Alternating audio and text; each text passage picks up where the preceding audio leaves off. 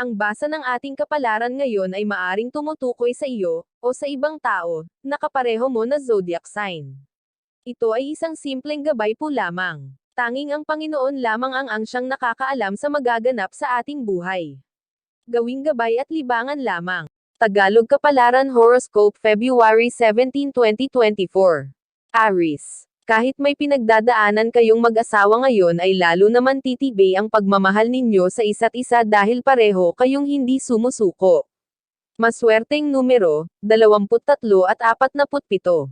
Taurus. Magiging mabait sa inyong magka-partner ang kapalaran sa araw na ito. Ang matagal na ninyong pinagdarasal ay ipagkakaloob na sa inyo. Maswerteng numero, 29 at 30. Gemini. Lalo kang mapamahal sa iyong asawa dahil sa gagawin niyang pagsusumikap upang maitaguyod ang inyong pamilya kahit alam mong medyo nahihirapan ay wala kang naririnig na reklamo. Maswerteng numero, 35 at 54.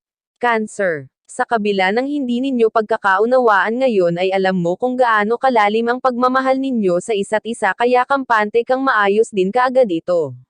Maswerteng numero, 1 at 2. Leo. Magiging makulay pa rin ang love life mo dahil sa hindi niya pagbitaw sa'yo. Kahit pa madalas mo siyang inaaway ay andyan pa din siya nanatili at nagmamahal sa'yo. Maswerteng numero, 17 at 28.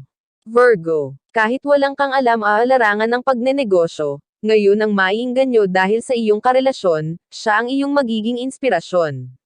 Maswerteng numero, 20 at 34. Libra. Mahal mo ang iyong karelasyon pero hindi mo siya papanigan sa oras ng kanyang pagkakamali. Alam mong dapat mo siyang kausapin ng masinsinan at ipaliwanag ang kanyang kamalian. Maswerteng numero, 55 at 65. Scorpio. Ikakairita mo ang hindi niya pagpaparamdam sa'yo. Pero kahit anong inis mo kapag nakita mo na siya lahat ng iyong inis ay napapalitan ng pananabak.